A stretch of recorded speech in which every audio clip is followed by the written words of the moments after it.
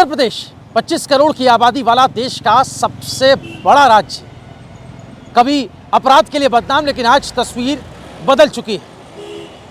आज अपराधी भागने से पहले ही पकड़े जा रहे हैं और इस बदलाव की नींव है हाईटेक पुलिसिंग और आधुनिक फॉरेंसिक साइंस। और इसी के साथ योगी आदित्यनाथ का वो चक्रव्यूह जिसे भेद पाना अपराधियों के लिए आज के वक्त सिर्फ मुश्किल ही नहीं, नामुमकिन हो गया है। नमस्कार, आप देख रहे हैं एनएमएफ न्यूज, आपके साथ मैं हूं भुवन शर्मा।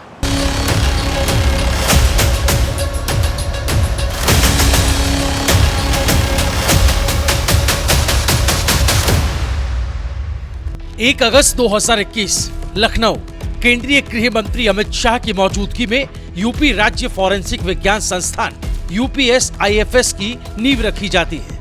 मंशा साफ थी, ज्ञान और विज्ञान के जरिए अपराध को नियंत्रण में लाना। 2023 आते आते संस्थान पूरी तरह खड़ा हो जाता है। प्रवेश खुलते और यूपी में कानून व्यवस्था के नए युग की शुरुआत होती है।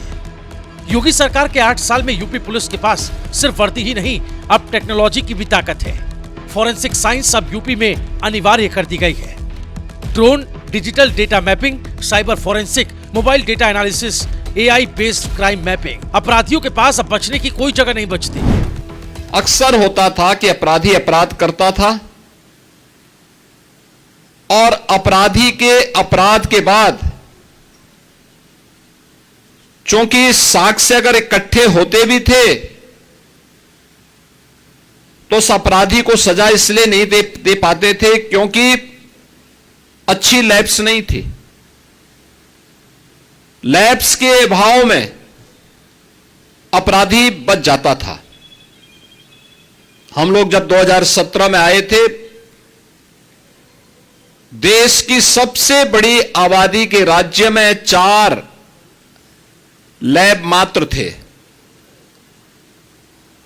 हमने उसी समय इस बारे में निर्देश जारी किए कि कम से कम रेंज स्तर पर यानी कमिश्नरी स्तर पर हमारे पास एक FSL लैब होनी चाहिए।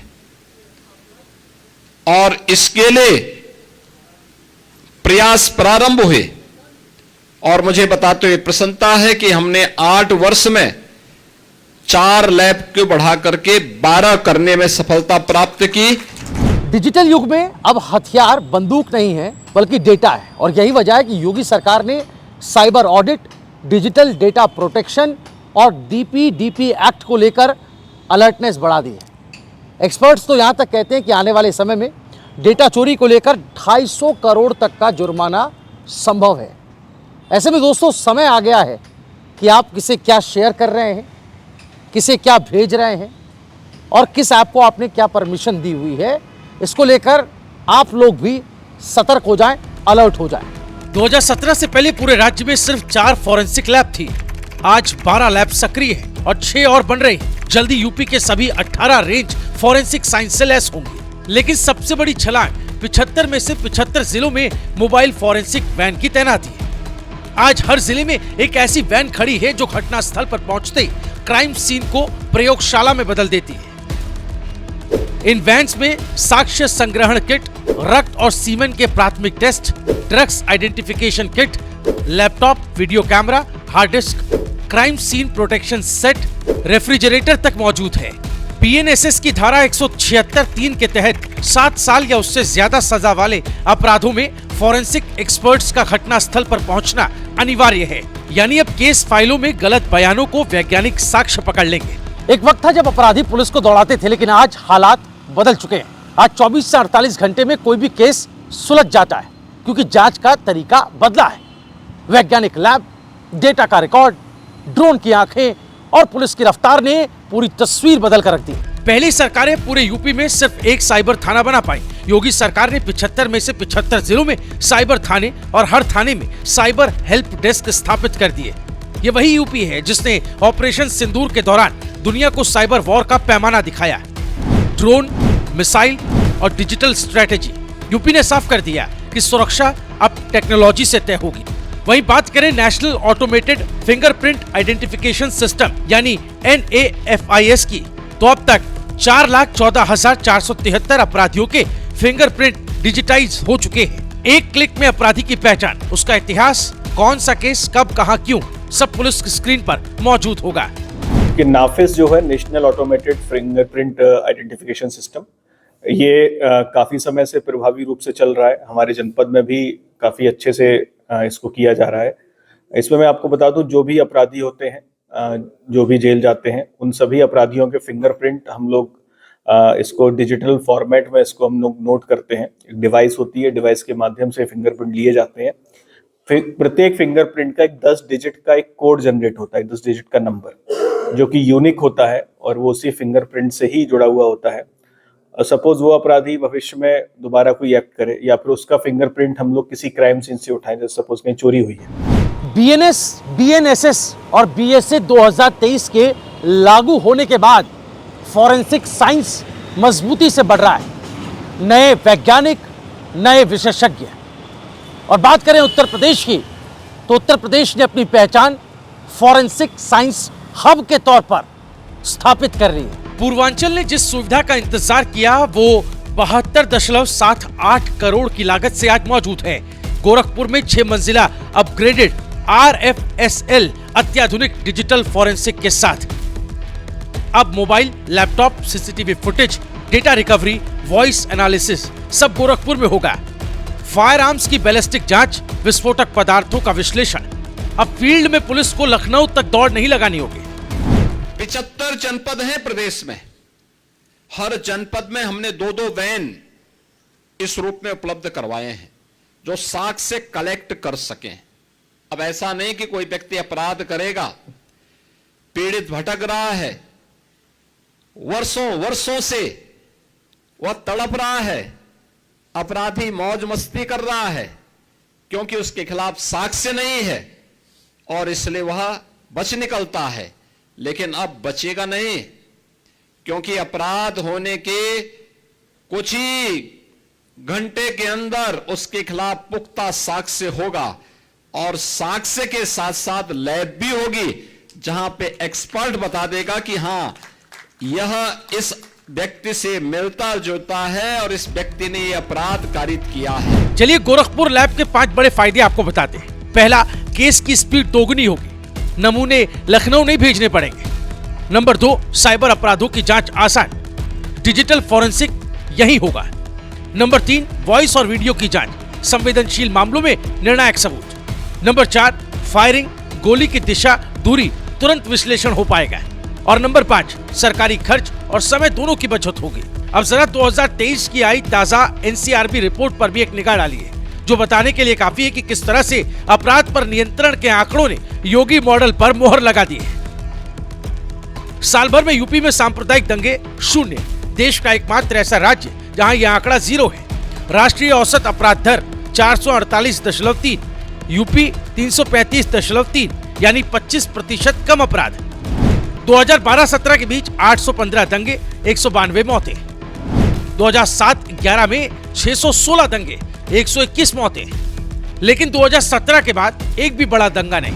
कहीं पे कोई फायर करके अपने लाइसेंसी असले से फायर करके किसी की हत्या करने का प्रयास करता है। बैलिस्टिक जांच करने में बहुत समय लगता था, अब ऐसा नहीं हो पाएगा। और DNA जांच की सुविधा भी अब गोरखपुर की इस लैब में उपलब्ध करवा दिया गया है। कोई भी व्यक्ति अपराध करेगा तो बच नहीं निकल सकता है। पाठ्यक्रम उसका प्रारंभ कर दिया है, वहां पर तेजी के साथ ये सभी कार्य आगे बढ़ रहे हैं। प्रदेश सरकार का जो लक्ष्य है, हर मंडल में अत्याधुनिक FSL लैब बने, AI बेस्ड फॉरेंसिक एनालिसिस की व्यवस्था प्रदेश के अंदर उपलब्ध हो जाए, साइबर फॉरेंसिक को एक ग्लोबल स्टैंडर्ड तक लेके जाना, DNA के परीक्षण की क्षमता को भी कई गुना बढ़ाना और क्राइम साइंस मैनेजमेंट को पूरी तरह वैज्ञानिक बनाने की दिशा में सरकार के द्वारा किए जाने वाले प्रयास का यह हिस्सा है। और जिसमें आज गोरखपुर की इस फॉरेंसिक लैब को आज उद्घाटन किया जा रहा है। मैं इस अवसर पर सीएम योगी का संदेश साफ है, कानून व्यवस्था से खिलवाड़ करेगा वो बच नहीं सकता। आगे जो भविष्य है उसमें टेक्नोलॉजी का बहुत ज़्यादा यूज़ होने वाला है। पुरानी पुलिसिंग का तो इस्तेमाल है ही, लेकिन उसके साथ जब हम टेक्नोलॉजी को जोड़ पाएंगे तो अपराधियों पर और अच्छा अंकुश लगा पाएंगे। तो इसीलिए फॉरेंसिक हो गया, ये सब चीज़ें हो गई, नाफिस हो गया, फिंगरप्रिंट हो गया, और भी बहुत सारी चीज़ें हैं। उनका जब हम सही तरीके से उपयोग करेंगे और प्रभावी ढंग से करेंगे तो अवश्य हम लोग भविष्य में और अच्छी जो कंट्रोल है क्राइम पर और अपराधियों पर वो कर पाएंगे। ड्रोन निगरानी, forensic compulsion, mobile data recovery, NAFIS, cyber policing, forensic van, digital data protection और अब योगी मॉडल, ये सब मिलकर एक ऐसा सुरक्षा कवच बना रहे हैं जो अपराधियों के लिए डर और जनता के लिए विश्वास लेकर आ रहा है। इरफान भाई, जब से योगी जी की सरकार आई है, क्या लगता है कि प्रदेश में क्या क्या बदला है और खास करके सुरक्षा को लेकर? नहीं, जो योगी जी है बढ़िया काम कर रहे हैं। महिला चाहे बेटी कोई भी हो, बढ़िया अपने घर में रह रही हैं। गुंडा राज तो बंद हो गया, पहले नंबर। अच्छा। हाँ, दूसरा नंबर ये है कि रोड पर चल रहे हैं, अभी भी हम कहीं भी जाते हैं, गाड़ी 12 बजे 2 बजे, अभी कोई कुछ बोलता नहीं है। अच्छा। हाँ, इसलिए अवैध वसूली बंद हो गई है। हाँ, वसूली बंद हो गई। योगी जी के राज में तो वसूली बंद हो गई है। गुंडा राज खत्म हो गया। गुंडा राज एकदम खत्म हो गया। हाँ। देखो, योगी जी के बारे में अगर बोलूं तो जिसका जैसा एटीट्यूड यानी कि नज़रिया जैसा है, उस हिसाब के योगी जी उसको लगते हैं। ठीक है ना।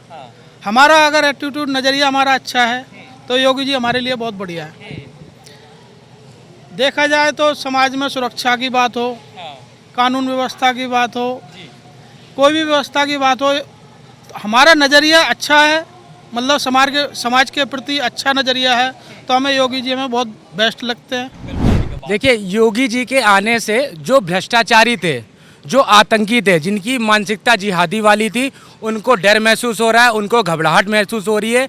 जो शांति से अपना जीवन यापन कर रहे हैं, जो सरकार की गाइड के लाइन के अनुसार अपने जीवन को यापन कर रहे हैं, उन्हें कोई प्रॉब्लम नहीं है। तो योगी जी ने हमेशा जिहादी मानसिकता वालों को, आतंकियों के ऊपर, जो दंगा प्रसाद फैला रहे हैं, उनके ऊपर टारगेट किया है, उन्हीं के ऊपर कार्रवाई की है। बाकी सब बड़े सुरक्षित हैं और सब लोग बड़ी शांति व्यवस्था से। आजकल महिलाएं सबसे ज़्यादा शिक्षा के प्रति जा रही है, एजुकेशन के लिए जा रही है। क्यों? क्योंकि अपने आप को वो सुरक्षित महसूस कर रही है। भैया, उत्तर प्रदेश तो बहुत ही सेफ हो गया।